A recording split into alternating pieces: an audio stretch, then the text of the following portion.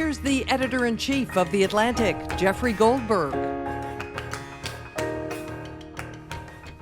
Hi, everyone. I'm Jeff Goldberg. I'm the editor-in-chief of The Atlantic, and I want to welcome David Chase to the Atlantic Festival. Thank you for joining us here. Good to be here.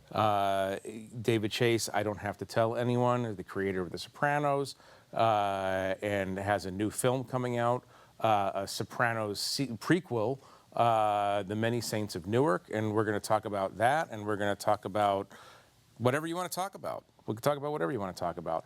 Let me just jump right in and ask the question, and I have to do like a full disclosure first. I'm not an objective journalist here. I'm a Sopranos junkie, and so you're probably not going to get that many hard-hitting questions. But because I'm a Sopranos junkie, this question did come to mind, which is why? Like, why risk messing with something that was as close to perfect as one could have in a creative arena? Well, I mean, that question occurred to me many times. New Line Cinema, in the person of Toby Emmerich, had pursued me probably for 15 years. Let's do a Sopranos movie. Let's do a Sopranos movie. And as I said at the end of the run of the show, I was not the least bit interested in it. But he kept on. And then finally, I don't know, in 2018, events in my life sort of made an opportunity for it, and made me think it would be a good thing for me to do personally. And my partner, Lawrence Connor, was also urging me, let's do it, let's do it, let's do it. And I wanted to see something get produced, and I hadn't seen anything get produced for a while, and that was it. Are you happy with the outcome? I really am happy. Why don't we actually show a clip right now? We'll show the clip, and then we'll talk about that for a minute and talk about the story before we leap into other areas. Sure. So let's roll that.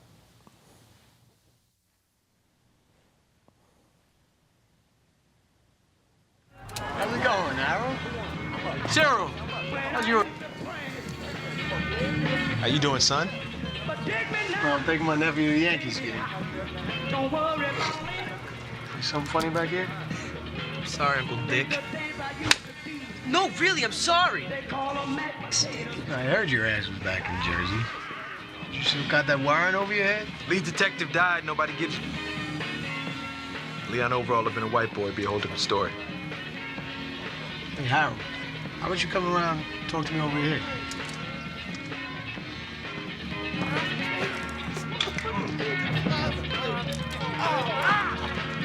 When are you gonna come back and work for me? Got stuff from my own percolator. Why are you waiting for that Maxwell Hospital boy?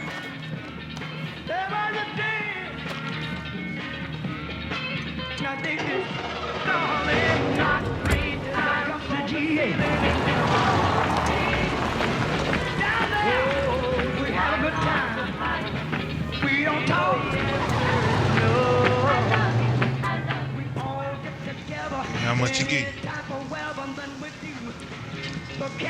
Come on, pull me for it. Man, it's $100.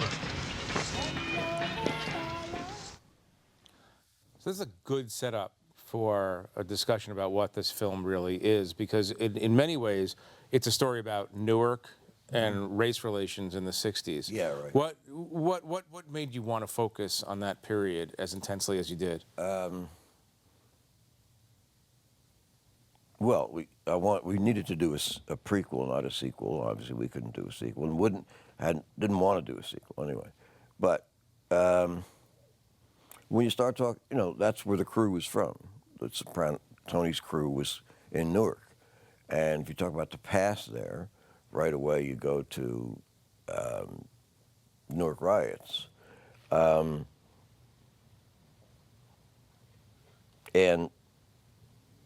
that had always interested in me. And I think, and so Larry and I came of age in the 60s, in the late 60s. And a lot of the feelings and thoughts from that era were still present with us.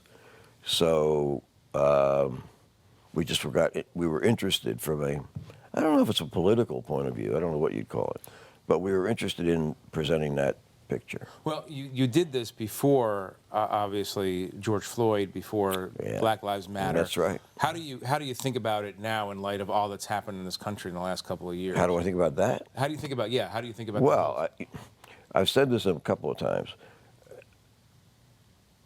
All through The Sopranos, for whatever reason, this has nothing to do with my talent or anybody else's talent. All the time during The Sopranos, there was this feeling like we couldn't step wrong. Everything we did turned out all right. I mean, some episodes are better than others, but for the most part, it turned out really well. And not only that, but we would put something in the show, write something, a word, a situation, and then 2 weeks later, that thing would be in the news. I don't know why. I don't know how that happened. So we made this movie, and then we got closed down for COVID. We come back, and George Floyd has been murdered, and the whole country's on fire again. And it's the same situation. Right. I guess you could call us lucky from that standpoint. Right, right. Talk a little bit about the decision to make kind of a marginal figure in the Sopranos arc, the central figure here, a figure who didn't show up in the Sopranos, was discussed vaguely on a number of occasions. That's Christopher Moltisanti's father. Right. Talk about why you focus. I mean, the Sopranos is a universe. You could have gone anywhere. Why'd you go to the Moltisanti family? Well, what Larry and I mostly wanted to do was make do a gangster picture, a solid gangster picture. We didn't want to do we had no knowledge of a Tony Soprano origins picture. In fact, I will say that I didn't know what the word origin story meant until 4 months ago when the marketing people came. I had no idea what that meant. You're not a big Marvel Comics fan. No. When I was little, yeah, but not now. So I didn't know what that meant. Anyway, so that was not our intent. But we knew where the money was coming from. It was coming from Warner Brothers Studios to do a Sopranos picture. So we tried to keep it within that family. And we wanted a serious gangster like Tony Soprano had been. And there was this paragraph about Dickie Moltisanti, who had always interested me. He was supposed to be such a wild man and a drug addict, and we decided to go with him because he would be a real gangster. Right. You very much wanted this to be a gangster movie. Yeah. It's going to appear on HBO at the same time, HBO Max, at the same time it's going to be in the theaters. Your face is suggesting to me that you're not 100% thrilled with that. I'm just, no, not at all thrilled with that. Go into that a little bit more, because it has a lot to do with the changing way we're taking in movies yeah. that people want to be seen on the big screen. For me, it has a lot to do with my career in my life. I've been working in television for 40 years, whatever it is, and I've always wanted to be in movies. And for reasons of my own, short-sighted reasons sometimes, or financial reasons, I've stayed with television. But this was a movie. This was pitched to me as a movie. Come do a movie for us. We did it, and now it's half of it's going back on HBO again, where I came from. So it's like, I believe, I don't know if I would have taken the job if I knew that was going to be the case. What annoys you about it the most? The literal size of the screen, the whole experience? Yeah. This movie is a different experience on a TV screen than it is on a big screen. Right. You know, I believe, I think I'm right, Bertolucci said, I think cinema is a cathedral, and TV is like a diner, you know. There's an irony here, though, in the sense that you, more than any other person for the last 20, 30 years, is responsible for a revolution in our understanding of what's possible to be done on television. Sopranos is more, the 86 hours or so of The Sopranos is way more ambitious in a lot of ways than anything you could do in a 2 or even 3-hour movie. I mean, so you I never changed- looked at it that way. What? I never thought, just till now, I never thought ambitious. Well, that's because I'm optimistic and you're a pessimist, clearly. But ambitious, yeah, it was ambitious. Right. But you see what I'm saying? There was a reversal that you helped cause, Yeah. which is that suddenly people realized, wait, you can do the most ambitious things on television and not within the limitations of a 2 or 3 hour time frame. The most I'm just here to try to make you feel no. Thank you. You're welcome. No, ambitious in terms of story, and ambitious in terms of character, but the movie business no longer cares about story or character. What do they care about? You know what they care about. I don't even know how to describe it. Just and that's all fine. Marvel movies, that's all great. It's just it has to be all we see, you know. So yeah. Let's go to the gangster movie, Desire. I'm very interested in that, and I want to talk also about the role that these films have played within Italian American culture. I assume, tell me I'm wrong, and I have a feeling you will, I assume that one of the reasons you wanted to make a proper gangster movie is that some of the greatest directors in history have made great gangster movies, and you wanted to play in that space. I'm curious, A, which gangster films have influenced you the most? Well, it was kind of that, but I mean, you know, I believe we were playing in that place with The Sopranos, too. Absolutely. But So I remember when the show first came out, some paper, it was either the LA Times or the New York Times, had a front page picture of the art section with Goodfellas, The Godfather, and The Sopranos. I was like, well, how do we make that cut? But I'm delighted. I feel, you know, thrilled. But so it wasn't for that reason. The fact remains that that's what we wanted to do. I mean, you know, you paint a picture, somebody wants to paint a house, somebody wants to draw a little cow in there. This was just wanted to make a gangster movie. Right, right. There was no political agenda.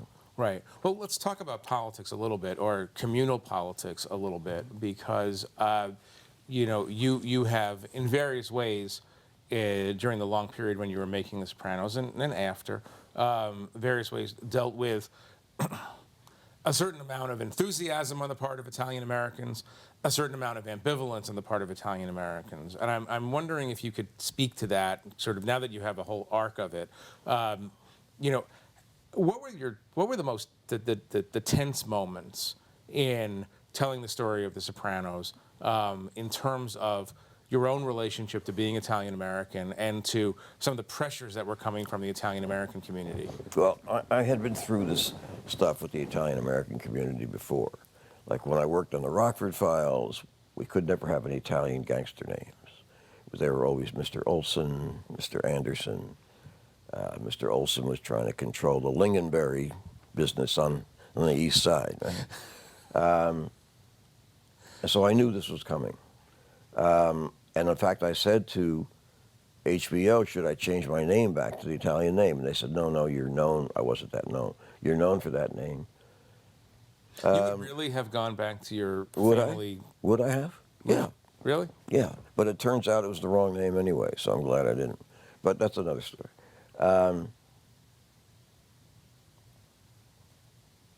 So you used to, yeah. When you say what were the tense moments, well, before the show went on the air, Richard Plepler, who at that time was, I don't know what his title was, but he was really head of branding. He was the head of PR and brand. Yeah.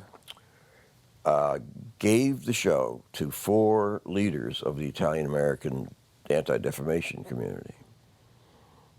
He gave them a tape.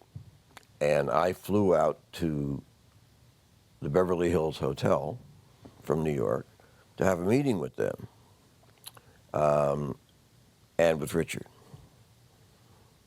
And they started explaining to me what the problems are and the stereotyping and Turns out none of them had watched the show. So there was no stress or tension from that point on. I just consider the whole thing ridiculous. If that's that's the best they can do for a big sit down. And I've been through this before. Just keep on complaining. Talk about, and we were talking about this a little bit ago. The fact is that gangsters, Italian American gangsters in particular, are mostly a thing of the past now. Is that, I mean, A, that's probably one of the reasons that you went back to the 60s, but B, does that cause you any sadness or ambivalence? Yeah, yes, it does. Although we went back to the 60s because we couldn't go. Well, yeah. Well, can I wait? I'm sorry. I have to ask you a breakout question there. Why can't you go in the future? I mean, yes, obviously James Gandolfini, unfortunately and tragically, died. Because then we'd have to say what became of him in that story. Where is he now? Is he in a cemetery? Did he go to Switzerland? You know, and that story is told as far as I'm concerned. You'll never go into the future. Maybe the real future, maybe like well, nobody remembers who he is, but his like little ancestor, are living in Mars or something. Yeah. The Sopranos on Mars. The Sopranos on Mars. Well, here you've heard it here first. We're really breaking news here. Right. But go back to this question about, because you said something that in one sense is, I use the term advisedly, but politically incorrect. You're not supposed to mourn the loss of gangsters and criminals from the culture. Right. But I think we probably feel the same thing, which is that they added a level of texture and interest to life in at least the 5 boroughs in North Jersey. I mean, why? For example, why would you want to strike Al Capone from the history books? For what reason? Al Capone is Al Capone. He's a legendary figure. I'm sorry he was Italian, but it was his idea. It wasn't mine. They were colorful, and they make good art. That subject makes good popular art. You don't hear the Scotch-Irish complaining because all the cowboys were Irish, do you? No. Right. Do you want to, in the next phase of your career, do you want to stay on this? Is this the first of many Sopranos movies? The way I think about it, I'm not sure. There may be one more, with certain elements in it, but and business elements. But no, I'm gotten too old now, and I would love to do more movies, or at least one more, but I wouldn't want it to be a mob movie. 3 final questions for you. 2 are very quick. And I ask this as somebody who rewatched all of The Sopranos during COVID, like apparently many, many millions of people. Kids did. Yeah. And, well, that includes me a bit.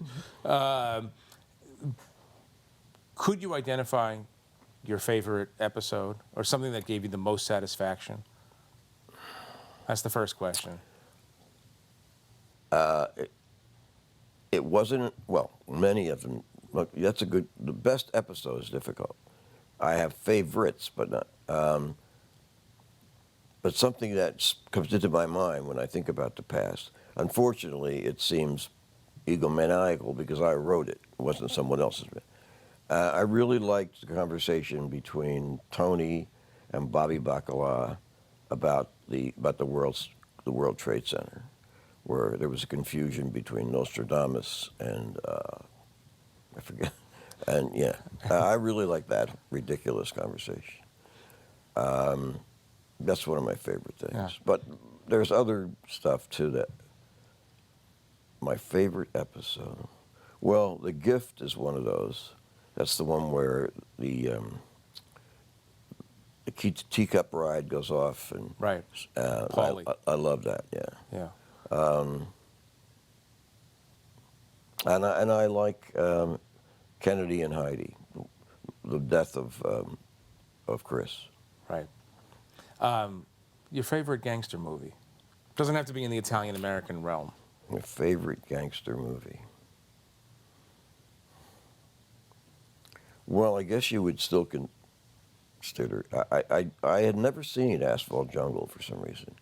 It got past me, and I just saw it recently, and I was pretty floored. Is that a gangster movie? Yeah, it is. But in terms of like a gangster organization movie, probably Goodfellas. Goodfellas is pretty. Over Godfather. Godfather's well. I was not a huge fan of the movie Godfather 1. Godfather 2 is amazing. That's, you know, and it's beautiful, and it goes to Italy, and it's just, yeah. You heard it here.